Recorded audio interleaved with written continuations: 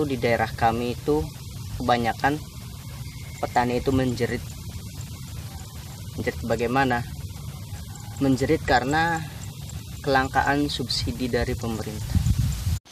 Selamat datang di Wafi Pro. Jangan lupa subscribe dan tanda lonceng.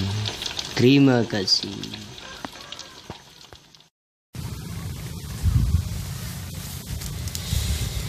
Assalamualaikum warahmatullahi wabarakatuh.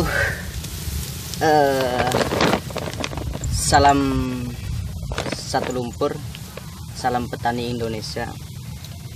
Di sini saya bukan bermaksud untuk memberi kabar atau gimana, tapi yang jelas hari ini tahun 2021 di daerah kami itu kebanyakan petani itu menjerit. Menjerit bagaimana?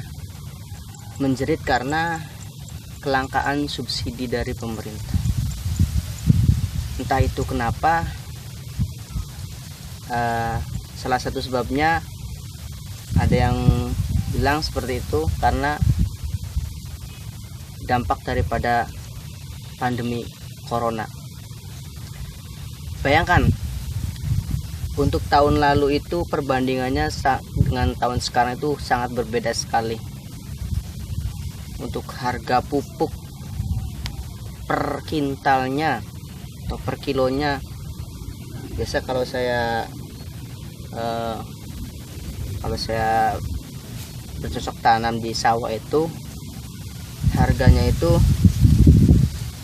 atau modalnya itu nggak sampai berapa ya, nggak sampai 4 juta per hektarnya, sampai 4 juta per hektarnya, sampai 4 juta. Tapi kalau musim sekarang itu lebih. Karena apa? Karena subsidi pupuk dari pemerintah itu ada tapi langka seperti itu.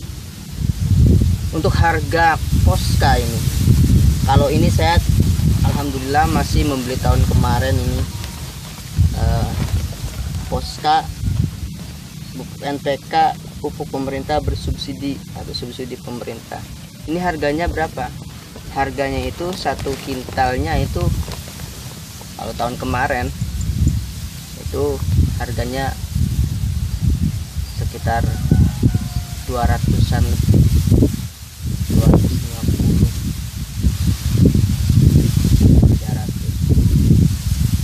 di Indramayu. Tapi kalau sekarang langka pupuk yang bersubsidi di daerah kami, 33 triliun. Apa returnnya? Apa manfaatnya? Apa yang dikembalikan terkait dengan anggaran pupuk bersubsidi yang sangat besar tersebut? Kalau dari tadi disampaikan juga oleh fraksi Gerindra, Bu Endang, terjadi peningkatan ekspor produk pertanian. Nah, menurut Pak Presiden juga peningkatan ekspor produk pertanian ini yang tidak berkaitan dengan pupuk subsidi, tapi terkait dengan sawit. Nah, tapi di sisi lain juga tadi disampaikan terjadi peningkatan nilai tukar petani yang meningkat. Nah, mungkin kalau benar nilai tukar petani itu meningkat, berarti dampak itu baru didapat terkait dengan kesejahteraan petani. Untuk terkait dengan hal eksportasi ini belum bisa kita dapat, tetapi marilah juga kita urai terkait dengan nilai tukar petani yang meningkat dikaitkan dengan kondisi real ada saat ini terkait dengan penyaluran pupuk subsidi. Di mana-mana bermasalah.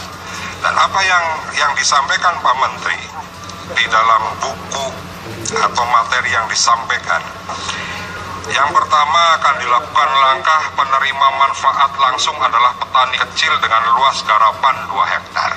Ya ini dari dulu, sejak undang-undang gitu. Tapi pada saat distribusinya, ya kita belum bisa memastikan bahwa ini bisa terlaksana dengan baik. Karena di mana-mana kelangkaan pupuk subsidi ini juga kita pastinya tahu nih di bawah nih, Pak Menteri ya, terkait dengan kios yang sudah ditetapkan, agen yang sudah ditetapkan, distributor yang sudah ditetapkan, berbasis desa, berbasis kecamatan. Pada kenyataannya juga regulasi itu ya banyak dilanggar di bawah. Ada petani-petani yang dari kecamatan lain bisa beli pupuk di kios di kecamatan tetangganya, padahal datanya sudah ada. Atau misalnya petani-petani yang belum terdata, misalnya di Indramayu, misalnya dapil saya, banyak petani hutan yang sudah bergabung dalam KTH, kelompok tani hutan, yang di aturan itu mereka sudah bisa didata, sudah bisa menyampaikan RDKK, tapi kenyataannya oleh Dinas Pertanian Kabupaten ini belum dimasukkan. Dan kenyataannya ya mereka masih membutuhkan pupuk dan sangat leluasa mereka beli dimanapun dengan modal mereka punya uang. Atau misalnya bahkan di tingkat kios, di tingkat agen, ada persyaratan-persyaratan khusus. Selain punya uang, mereka harus membeli paket. Bukan hanya pupuk subsidi, tapi mereka juga harus beli pupuk yang non subsidi, lalu mereka juga harus membeli obat-obatan. Kalau 2 paket iringannya ini tidak mereka beli, ya mereka tidak dapat pupuk subsidi itu. Nah, ini kenyataan yang terjadi di lapangan. Nah, sehingga terkait dengan pupuk subsidi, anggarannya cukup besar, distribusinya masih kacau. Makanya kalau misalnya ada inisiatif atau usulan, udah dihapus saja pupuk subsidi, diganti subsidi panen, subsidi akhir. Atau misalnya ada sebuah regulasi misalnya yang dilakukan oleh negara-negara lain, subsidi itu tidak dalam bentuk pupuk, misalnya dalam bentuk uang per bulannya, walaupun di catatan Pak Menteri yang disampaikan juga teralokasi kalau berdasarkan per orang per hektar ini bisa 1,52 juta per petani per tahun atau 766.000 per hektar per tahun. Nah, sehingga kami fraksi PD Perjuangan belum bisa nih memutuskan seperti apa nih hal yang ideal yang dilakukan nanti oleh Pak Menteri. Tapi hari ini kita ingin mendapatkan gambaran yang jelas. Sebentarnya masih lama nggak, Pak? Sebentarnya masih lama nggak? Enggak, ya cuma 3, Pak. Bu Endangan tadi banyak, saya 3, tapi dijabarkan secara jelas, Pak. Ya, nanti Pak Deddy bisa menambahkan, karena pasti sama di Jawa Barat masalahnya. Jadi tentunya kita belum bisa memutuskan, tapi hari ini kita ingin Pak Menteri menjabarkan secara detail, bukan hanya pada tataran di atas meja nih, catatan-catatan yang ada di Pak Sekjen, yang ada di Pak Dirjen PSP nih, tapi kondisi di lapangan di bawah juga perlu diperhatikan. Sudah sangat tersistemik nih kekacauan yang terjadi di bawah. Nah, kebetulan saya Indramayu, ya kan, luasan di Jawa Barat, mohon maaf Pak Deddy, kita terluas Pak.